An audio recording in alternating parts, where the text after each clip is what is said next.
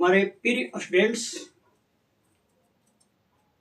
Verma grammar classes में आप लोग का स्वागत है। आज मैं आप लोग को सेंटेंस के बारे में बताने जा रहा हूँ। सेंटेंस क्या चीज़ होता है, उसके कितने भेद होते हैं, उसका एग्जाम्पल्स क्या है, एक एक करके हम लोग अध्ययन करेंगे। सेंटेंस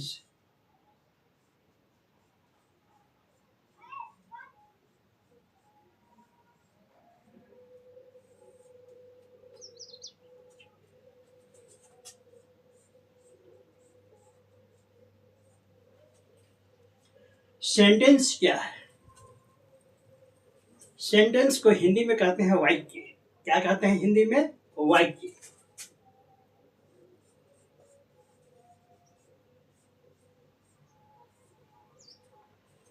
सबसे पहले कुछ एग्जाम्पल्स लेंगे हम लोग।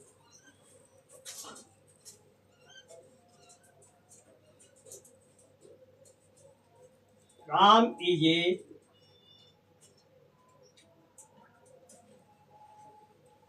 is going to school.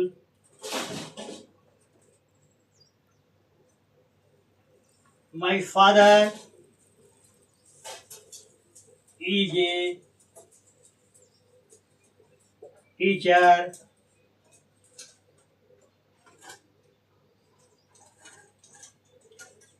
He reading is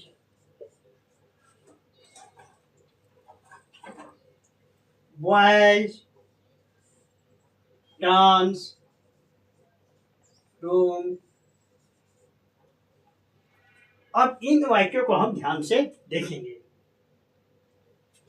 पहला में है Ram is going to school. Ram विद्यालय जा रहा है। बिल्कुल अर्थ स्पष्ट हो रहा है, क्लियर हो रहा है। राम कहाँ जा रहा है? तो राम विद्यालय जा रहा है।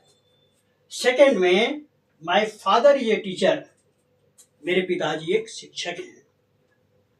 इस वाक्य से स्पष्ट हो रहा है कि हमारे पिताजी क्या है? शिक्षक है। लेकिन एक तीसरा वाक्य जो है ही रीडिंग इज, इसका कोई मीनिंग नहीं निकल रहा है, क्योंकि इसमें जो शब्द है वो सिस्टमेटिक ढंग से नहीं है। Subject plus verb plus object जो होता है, वाक्य का नियम इसको बाद में बताएंगे हम। एस भी प्लस ओ वाक्य के फॉर्मेशन बताएंगे तो बताएंगे हम कि सब्जेक्ट का निर्माण कैसे वाक्य का निर्माण कैसे होता है। तो यहाँ पर सब्जेक्ट वर्ब ऑब्जेक्ट के रूप में ये वाक्य नहीं है और ये वाक्य भी नहीं है। इन दोनों से पूर्ण मीनिंग नहीं निकल रहा है, क्योंकि ये इनके शब्द जो है एक क्रम में रखा हुआ नहीं है। तब इस प्रकार हम लोग डिफाइन कर सकते हैं सेंटेंस को।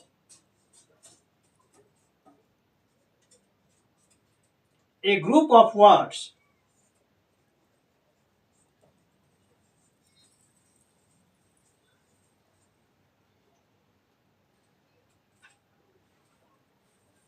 इसको ऐसे लिखेंगे।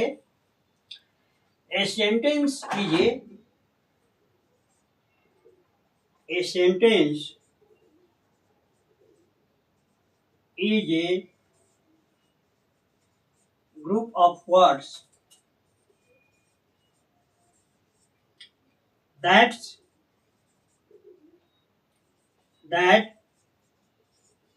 makes a complete sense, is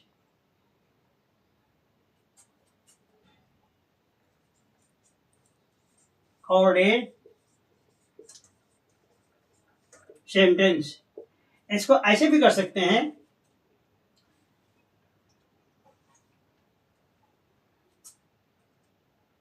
A group of words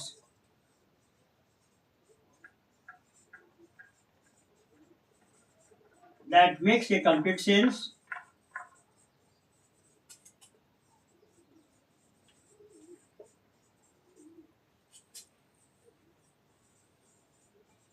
is called a sentence. इसको ऐसे इस प्रकार भी हम बोल सकते हैं। यहां पर हम देख रहे हैं कि शब्दों का ऐसा समूह जिसका सार्थक अर्थ निकले, तब उस प्रकार के शब्दों के समूह को हम लोग सेंटेंस कहते हैं। जैसे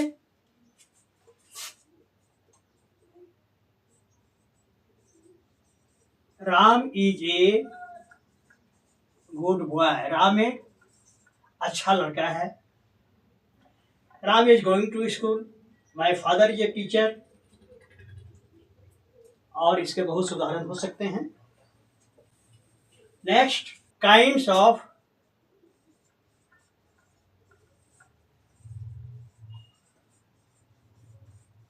सेंटेंस, वाक्य के प्रकार।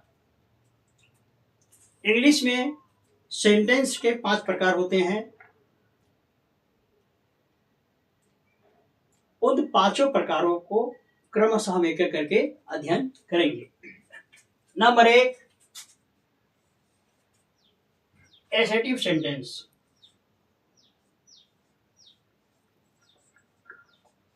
एसेटिव सेंटेंस, इसको डिफाइन करेंगे। A sentence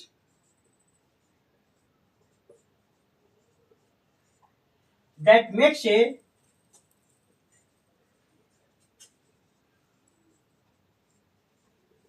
statement is called an assertive sentence।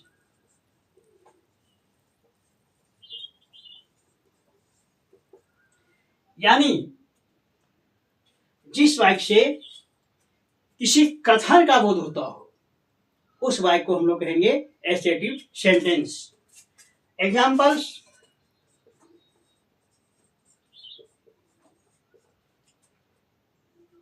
I am going to school,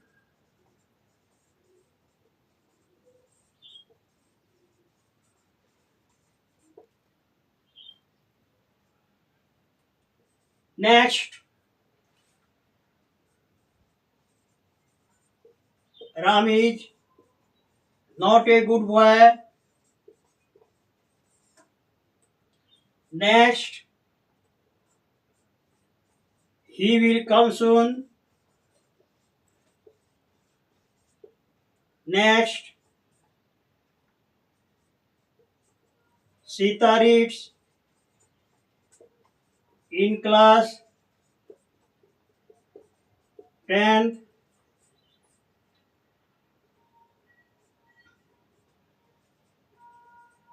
Raman is an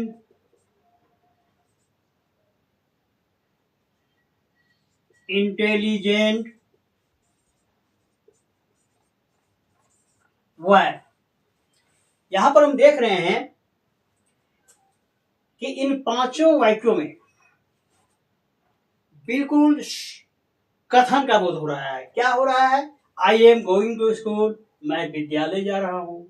Ram is not a good boy, Ram एक अच्छा लड़का नहीं है। ही विल कम सून, वह शीघ्र आएगा। Sita reads in class 10, Sita 10वें वर्ग में पढ़ती है। और Raman is an intelligent boy, Raman एक तेज लड़का है। तो इन सभी वाक्यों से कथन का बोध हो रहा है, तब इन सभी वाक्यों को बोलेंगे हम assertive sentence. Interrogative sentence,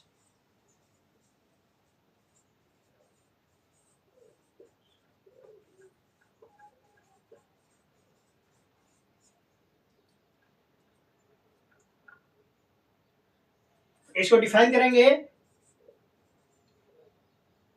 a sentence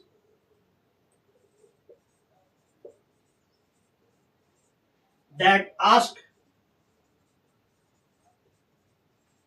a question is called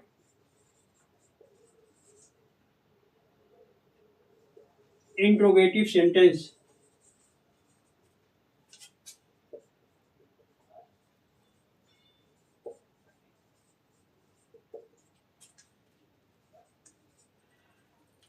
वैसा वाक्य जिससे प्रश्न पूछा जाए, तब उस प्रकार के वाक्य को हम लोग बोलेंगे इंट्रोगेटिव सेंटेंस या प्रश्नवाचक वाक्य। Examples,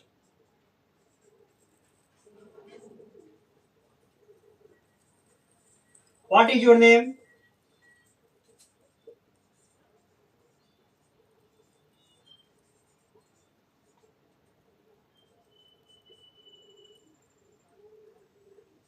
are you a student?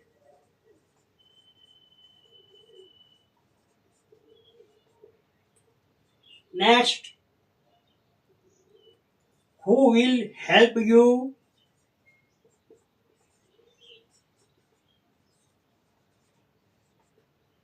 Next,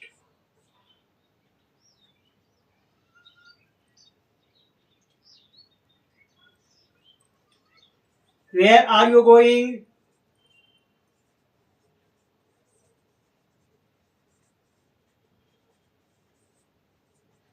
Next, in which class do you read?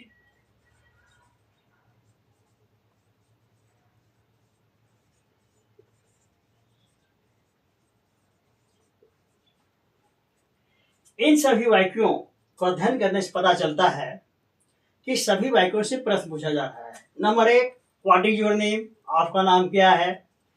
Second, are you student? क्या आप एक विद्यार्थी हो? Who will help you? आपकी मदद कौन करेगा? Where are you going? आप कहाँ जा रहे हो? In which class during? आप किस क्लास में पढ़ते हो? यहाँ पर what, are, who, where, which ये प्रश्नवाचक वाक्य हैं। इनसे प्रश्न पूछा जा रहा है, तब इनको हम कहेंगे इंट्रोगेटिव सेंटेंस। नोट, याद रखने वाली बात क्या है? एक, ऐसे वाक्य के अंत में प्रश्नवाचक चिन्ह का प्रयोग किया जाता है। दूसरा, प्रश्नवाचक चिन्ह शब्द या हेल्पिंग वर्ब का प्रयोग किया जाता है। प्रश्नवाचक शब्द रहेगा या हेल्पिंग वर्ब वाक्य के प्रारंभ में रहेगा, तब इस प्रकार के वाक्य को हम लोग कहेंगे interrogative sentence. Next, imperative sentence. Imperative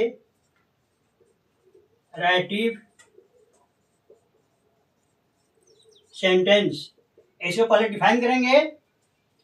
A sentence that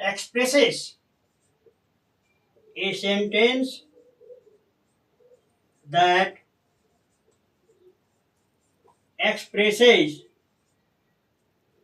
an order, request, or a piece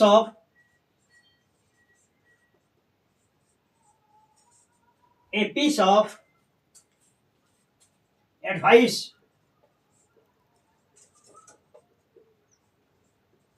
is called an imperative sentence।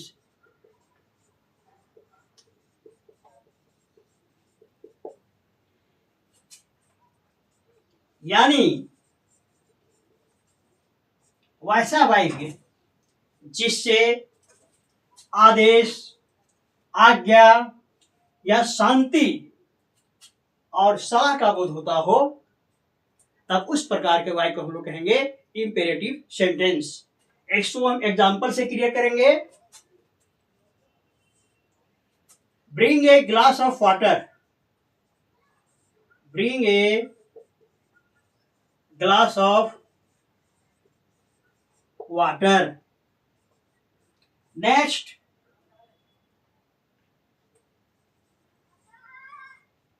Don't go there.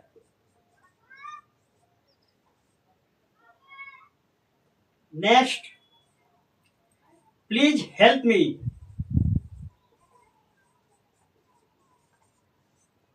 Next, take medicine in time.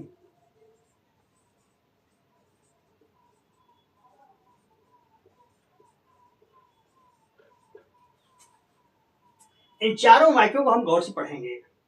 पहला वाक्य में क्या है कि bring a glass of water, एक गिलास पानी लाओ। ये क्या हो रहा है? ऑर्डर हो रहा है। डोंट गो देयर, वहां मत जाओ। इसे क्या हो रहा है? रिक्वेस्ट हो रहा है कि वहां मत जाइए, हो सकता है कुछ घटना घट जाए। Please help me, a piece of advice, मेरी सहायता कीजिए। और टेक मेडिसिन इन टाइम, इसमें भी है एडवाइस दिया जा रहा है कि दवा जो है समय पर लीजिए। तब इन सभी वाक्यों को इंपेरेटिव सेंटेंस कहेंगे। Next, optative sentence. Optative,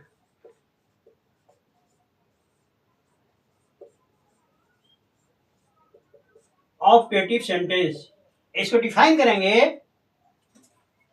a sentence that expresses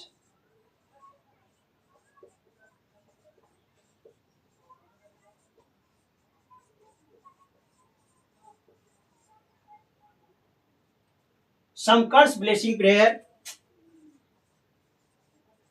some curse blessing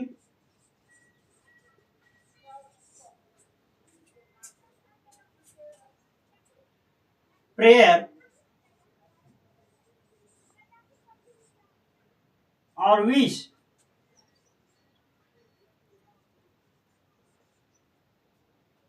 is called an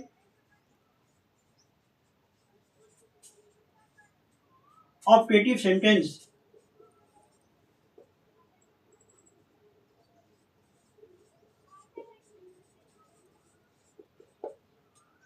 यानी वैसा वाक्य जिससे श्राप, इसका हिंदी होता है श्राप, आशीर्वाद,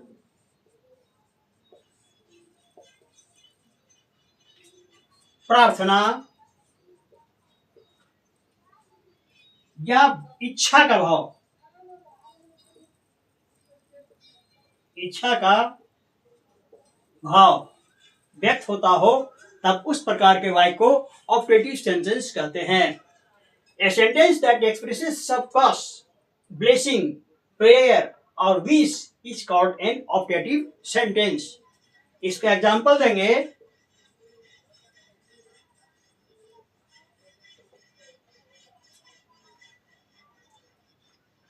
May you die of cholera.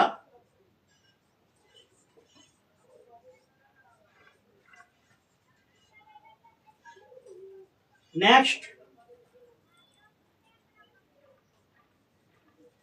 may God help you. Next, may God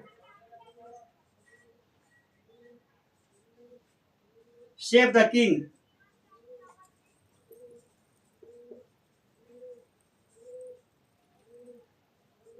Next,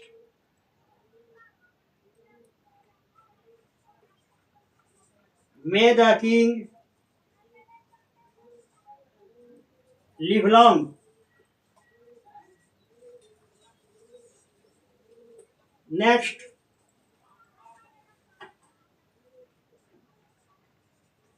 may he get success. इन सभी वाक्यों को हम गौर से देखेंगे। May you die of cholera, आप कोलेरा से मर सकते हैं। ये क्या हो गया? श्राप हो गया। मे गॉड हेल्प यू, आशीर्वाद मिल रहा है कि ईश्वर आपकी मदद करेंगे। May God save the king, राजा का जीवन भगवान बचाएंगे। May the king live long, ये प्रार्थना हो रहा है क्या, कि राजा का जीवन लंबा हो, उम्र उसका लंबा हो, और मे ही गेट सक्सेस, वह सफल हो जाए, इच्छा का भाव बोध हो रहा है। तब इन सभी प्रकार के वाक्यों को ऑप्टेटिव सेंटेंस कहेंगे। नेक्स्ट, एक्सक्लेमेटरी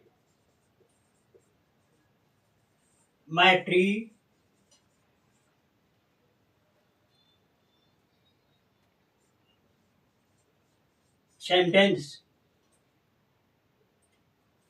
जिस वाक्य से प्रसन्नता, दुख, आश्चर्य, अभिव्यक्ति का बोध होता हो, अब उस प्रकार के वाक्य को एक्सक्लेमेटरी सेंटेंस कहा जाता है।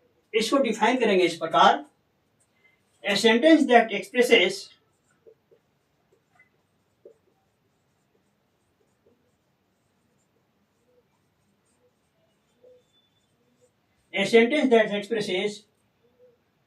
some sudden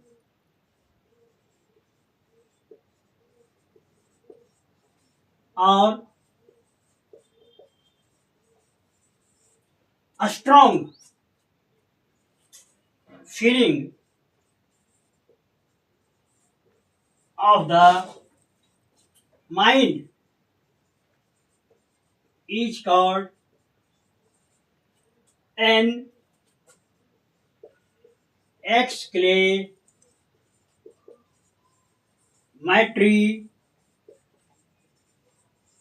sentence. यानी जिस वाक्य से प्रसन्नता, दुख, आश्चर्य, घृणा की तीव्र अभिव्यक्ति व्यक्त होता हो, वैसे वाक्य को एक्सक्लेमेटरी सेंटेंस कहा जाता है। इसको हम एग्जाम्पल से क्लियर करेंगे।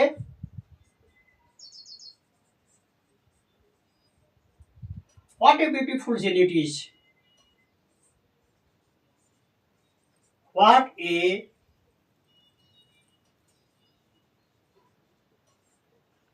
beautiful scene it is. Next, what a fall. Next, how dark the night.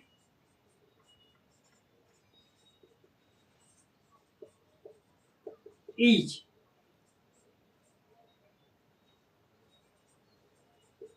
Well done, Mohan. Well done, Mohan.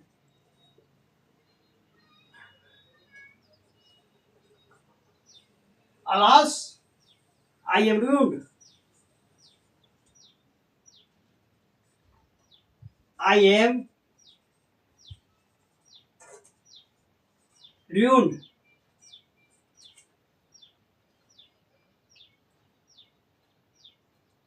What a lovely rose.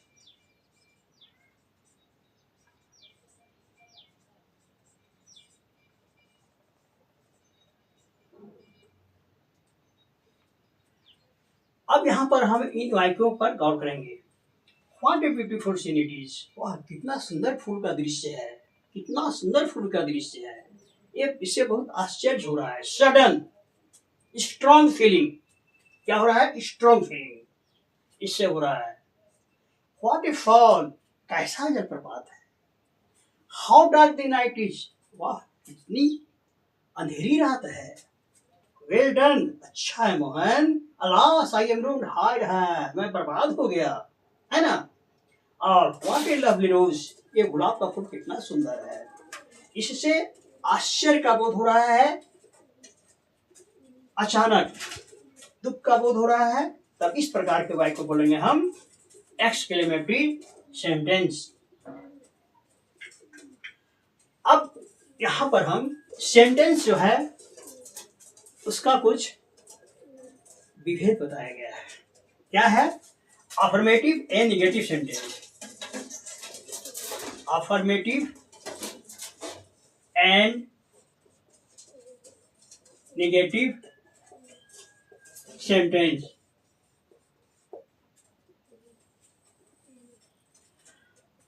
Affirmative sentence में कथन सीधा साधा होता है और नेगेटिव सेंटेंस में वाक्य नकारात्मक में होता है। इस example,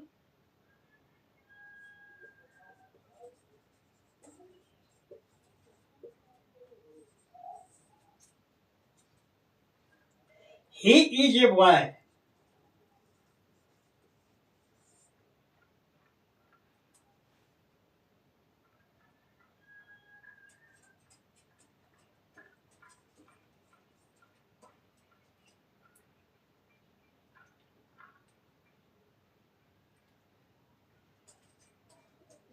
Ram is a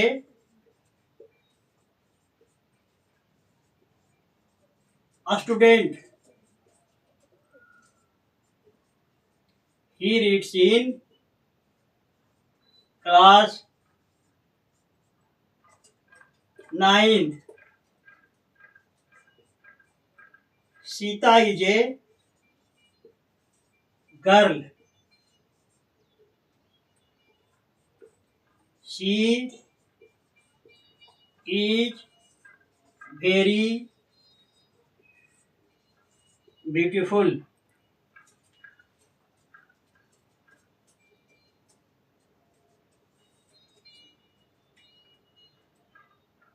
Ram is not going to school।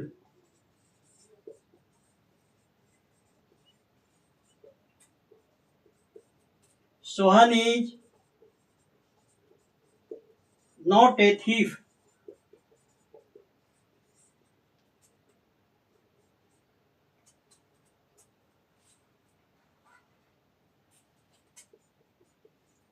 He has no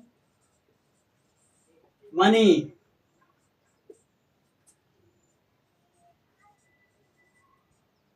Ram has not a car। She has not a doll। इन सभी वाक्यों पर हम अध्ययन करेंगे। ही इज ए बॉय, यह एक लड़का है, वह एक लड़का है। Ram is a student, Ram एक विद्यार्थी है। He reads in class 9th, वह 9th क्लास में पढ़ रहा है। Sita is a girl, Sita एक लड़की है। शी इज वेरी ब्यूटीफुल, बहुत सुंदर है। इसमें वाक्य का कथन का बोध हो रहा है, तब इसको बोलेंगे हम अफर्मेटिव सेंटेंस।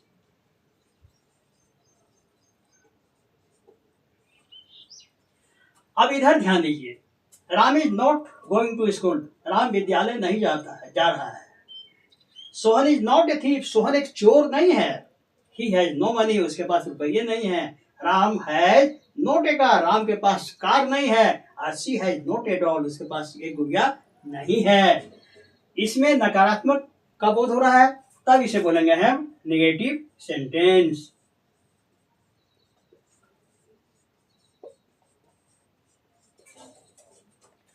तो आज हम वाक्य के बारे में अध्ययन किए कि व्हाट इज सेंटेंस। वाक्य क्या है? Sentence is a group of words that makes a complete sense is called a sentence. यानी शब्दों का वैसा समूह जिससे पूर्ण अर्थ निकले, तब उस प्रकार के शब्दों के समूह को हम लोग वाक्य कहते हैं। और डिसऑर्डर में अगर लिखा रहेगा शब्द तो उसका कोई मीनिंग नहीं होता, उसको हम वाक्य नहीं कहेंगे, जैसा कि हम फर्स्ट में एग्जाम्पल के द्वारा समझाया है। वाक्य के 5 भेद होते हैं, उन 5 भेदों की परिभाषा उदाहरण के सहित आज मैंने क्लियर किया। आज के वीडियो में इतना ही, फिर हम मिलेंगे नेक्स्ट वीडियो में। धन्यवाद।